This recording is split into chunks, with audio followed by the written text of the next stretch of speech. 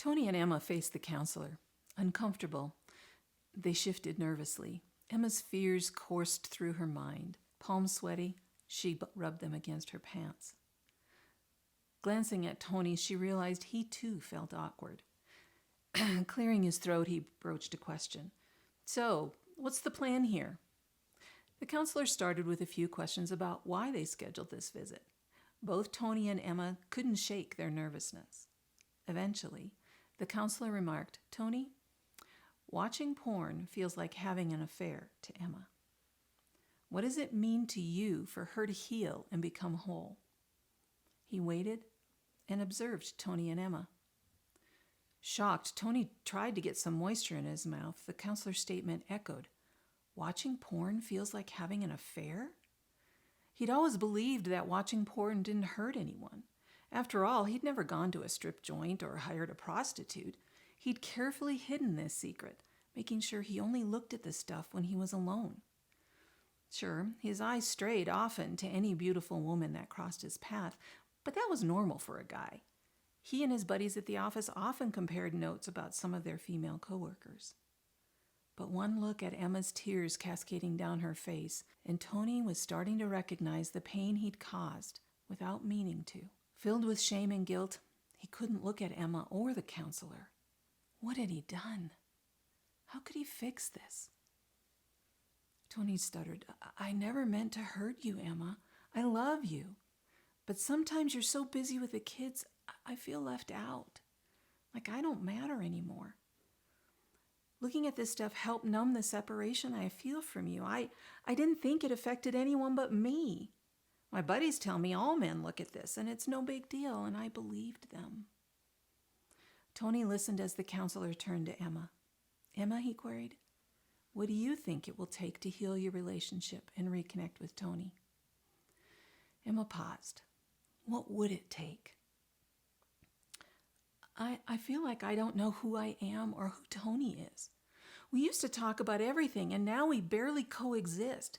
What did I do to drive him to look at this stuff? We have children to consider, and I don't want them exposed to this filth. The words seemed to flow like a raging river. How could he trade our relationship and me? For what? I guess I'm not enough for him. I failed at being a good wife. Where did I go wrong? Sobbing now, Emma's words stopped. Horrified at what she revealed, she believed Tony would walk away now that he knew the depths of her thoughts and fears. She was unlovable. Never enough. Foolish. Fearful. Lost in thoughts that ricocheted, Emma almost missed the counselor's next word. "I'm proud of both of you. We're finally getting at the truth. Do you want to make your marriage work?" Tony paused. Could they recover? Emma looked at Tony, his expression difficult to discern. Could they recover? What would recovery look like? The counselor's next words gave them hope. From listening and observing how you relate to each other, I think you can recover. But it will mean changing, developing new habits, and learning to communicate differently. If you commit to this, there's hope. The counselor reviewed their options. With his encouragement, they scheduled their next session before leaving the building.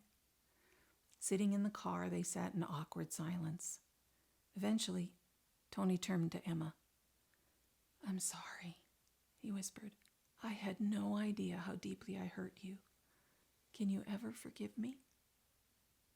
Emma focused on his eyes. Did he mean it?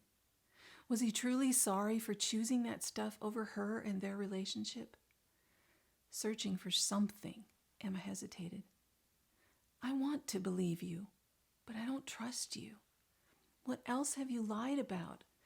I feel some hope based on what the counselor said. However, I'm afraid there are things you haven't told me, and I'm not sure I can handle anything more." Tony and Emma waver on the pivot point of their relationship. Next week, we're going to talk about what their decision was. But if you feel yourself at this pivot point in your relationship, please reach out for help. You can hop on over to KirstenDSamuel.com and click the blue button. Together, we'll strategize a way to move forward out of this pain.